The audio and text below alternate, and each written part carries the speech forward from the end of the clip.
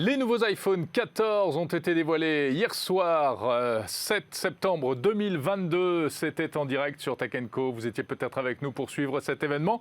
Les nouveaux iPhone 14, on vous les montre tout de suite depuis Cupertino en Californie. Nous retrouvons Melinda Davansoulas qui est sur place. Est-ce qu'on peut les voir, ces appareils, Melinda?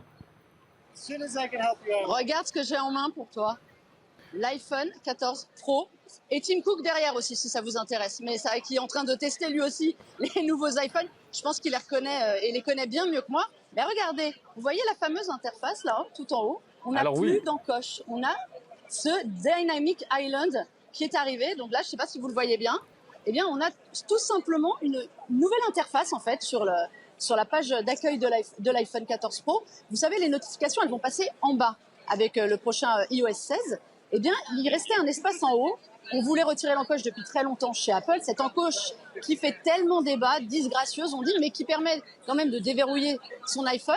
C'était bien pratique. Eh bien, vous voyez, là-haut, là, c'est sur la musique, par exemple. Vous pouvez prendre les appels, vous pouvez mettre toutes sortes d'applications qui seront justement tactiles. Vous pourrez y accéder directement depuis voilà, cette petite zone en haut. Voilà, donc, c'est la grosse nouveauté quand même. Oui, tout à fait. En termes d'interface, on a transformé un petit défaut ou un gros défaut en île. Comment ça s'appelle déjà? L'île dynamique. Hein. Voilà, Dynamic Island. Dynamic Island. Dynamic Island. C'est magnifique. On peut voir le dos, Melinda. Est-ce que les appareils photo ont encore grossi ou ça reste raisonnable? Eh oui.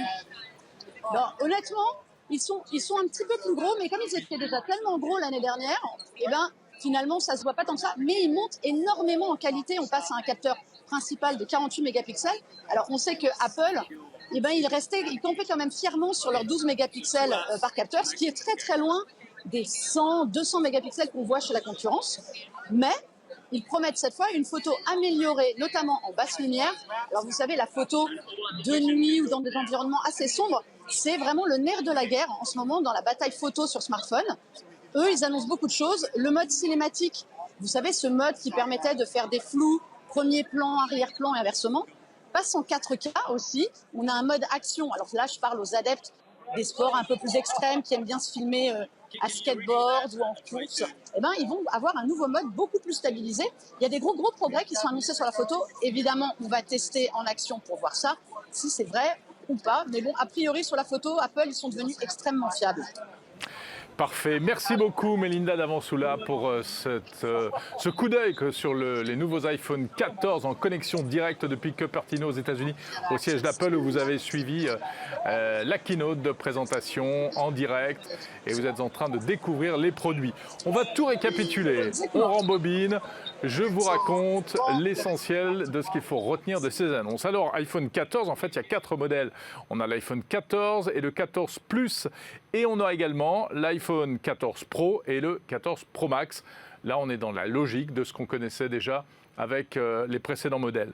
Le 14 et le 14 Plus, donc des smartphones de 6,7 et 6,1 pouces avec une puce A15 Bionic, pas de changement par rapport à la génération précédente. L'autonomie est meilleure d'après Apple. Et avec de nouvelles fonctionnalités comme par exemple la détection d'accidents de voiture. Les iPhones pouvaient déjà détecter un certain nombre de choses, les chutes quand on fait du footing, quand on court. Et là, on va encore plus loin en matière de finesse, de détection de ce genre de problème. La photo, Melinda vient d'en parler, donc un capteur plus large, 2 objectifs pour le 14 et le 14 Plus. Sur le Max, dont je vous parle dans une seconde, il y a 3 objectifs, on les a aperçus. Une nouvelle caméra frontale néanmoins avec donc la promesse de pouvoir faire de meilleures photos et vidéos en mode selfie. Une stabilisation améliorée, assez impressionnante, baptisée Action Cam, ça c'est pour la vidéo. Grosse nouveauté, l'arrivée sur ces nouveaux iPhones de la connexion directe avec les satellites. Alors attention, ça ne veut pas dire qu'on pourra téléphoner ou surfer sur Internet en utilisant une connexion satellite lorsqu'il n'y a pas de connexion 4G, 5G traditionnelle, mais on pourra toutefois, dans certaines situations d'urgence, envoyer des messages d'urgence par satellite, des sortes de petits SMS qui, évidemment, devront être utilisés de manière parcimonieuse. Il faut savoir qu'il faut 15 secondes pour envoyer envoyer un SMS sur un satellite. En plus, il faut que le téléphone soit bien dirigé, bien positionné sur le satellite. Donc, il y aura un outil logiciel, une petite application pour aider les utilisateurs à se connecter directement au satellite, avec un service qui sera gratuit pendant 2 ans, payant sans doute plus tard. Ce ne sera disponible qu'aux États-Unis et au Canada. Ce sera donc pour des utilisations très particulières, très limitées, mais c'est quand même une vraie nouveauté, la possibilité de se connecter directement au satellite depuis un smartphone. Tiens, à noter, particularité aussi sur les modèles américains des nouveaux iPhones, il n'y aura plus de petits tiroirs pour mettre les cartes SIM physiques. On passe à la 100% eSIM, vous savez, les cartes SIM, les puces uniquement virtuelles. Les prix des iPhone 14 et 14 Plus, 1019 €, je vous les donne en euros, et 1169 €, et ils arriveront le 16 septembre et le 7 octobre. Ça, ce sont les 2 premiers iPhones. Les 2 autres, le modèle au-dessus, les Pro, le Pro et le Pro Max, on retrouve la même logique que ce qu'on avait sur les iPhone 13. Pourquoi est-ce qu'ils s'appellent comme ça? Parce que tout est boosté. Déjà, ce n'est pas la même puce. On passe à la puce A16 Bionic, gravée à 4 nanomètres, 16 milliards de transistors, les amis. Et puis surtout, c'est au niveau de la photo qu'on va encore monter en gamme. Alors, 3 objectifs photo, comme sur l'iPhone 13. Un capteur qui a été très élargi. Et on passe à 48 mégapixels. Et c'est vrai, Melinda Davansoula le disait à l'instant, c'est une rupture puisqu'iPhone campait sur son 12 mégapixels, puisqu'Apple campait et restait sur le 12 mégapixels depuis pas mal de temps. L'autonomie a été améliorée, là encore. Et on parle de smartphones qui débuteront à 1329 € pour le 14 Pro et 1479 € pour le 14 Pro Max. Ça sortira le 16 septembre, donc ça arrive très rapidement. Voilà pour les 4 nouveaux iPhones. Vous l'avez peut-être noté, disparition de l'iPhone mini, il n'y aura pas d'iPhone 14 mini. Il y a des nouvelles watch, des nouvelles montres connectées Apple qui ont été annoncées, 3 modèles en réalité. Alors, on passe tout d'abord au Watch Series 8, Series 8 en anglais.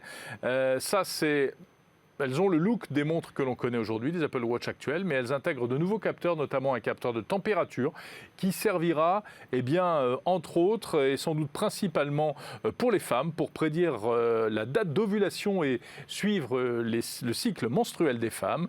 Il y aura également des capteurs, là aussi capables de détecter de manière très fine lorsqu'on est dans une situation d'urgence, non seulement lorsqu'on se casse la figure en faisant du sport, mais là encore, si on est en voiture, comme pour l'iPhone, lorsqu'il y a un accident, et la promesse c'est que la watch soit même capable de dire si on a été percuté par l'avant, par l'arrière, par les côtés. C'est assez impressionnant. À quoi ça servira? Eh bien écoutez, l'usage et le futur peut-être nous le diront. L'autonomie a été améliorée. Apple parle de 18 heures en mode normal, avec un mode économique qui peut aller jusqu'à 36 heures. Les prix, on est à 499 €, 500 € pour cette Watch Série 8 qui sortira le 16 septembre. Il y a un modèle juste en dessous, la Watch SE, qui elle reprend le look des précédentes et des Watch plus anciennes, mais qui coûte beaucoup moins cher, 299 €. Elle sortira le 16 septembre. Elle a les fonctions basiques et standards qu'on trouve sur toutes les Watch Apple. Petite nouveauté, elle intégrera ce fameux capteur d'accident de voiture. Et puis la vraie nouveauté en matière de montre, c'est un nouveau modèle. C'est une nouvelle Watch taillée pour les aventuriers. C'est une Watch taillée pour les baroudeurs et les explorateurs, spéciale outdoor, spéciale aventure.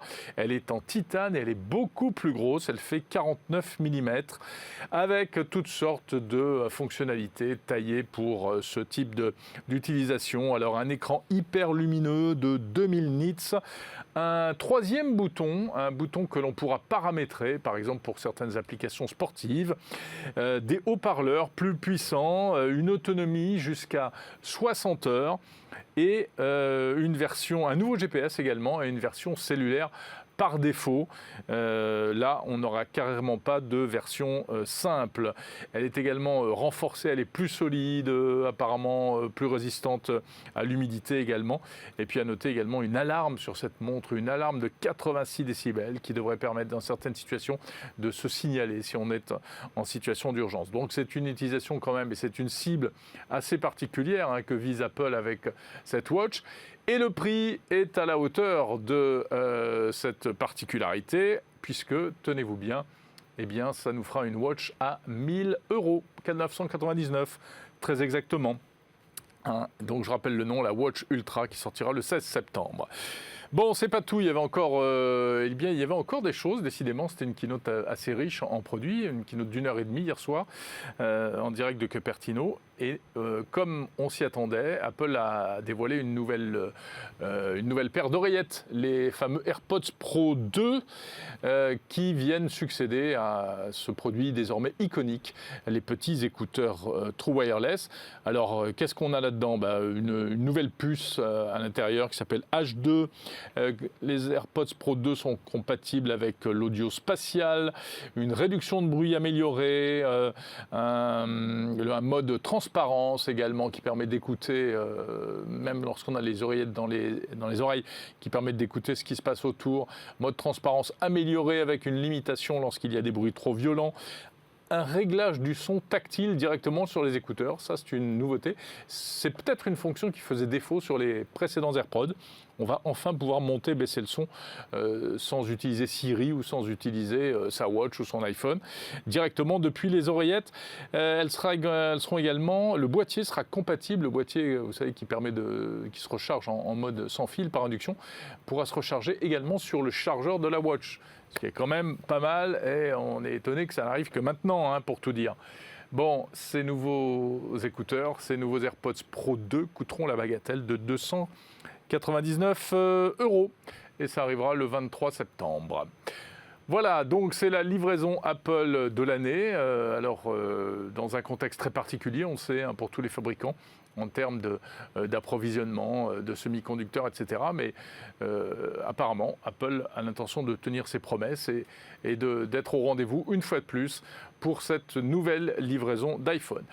Voilà, on était ravis de vivre avec vous cet événement en direct sur Tech & Co. Hier soir, vous pouvez retrouver bien sûr sur le site Tech & Co tous les articles des spécialistes de la rédaction pour en savoir plus sur ces nouveautés Apple. À très vite.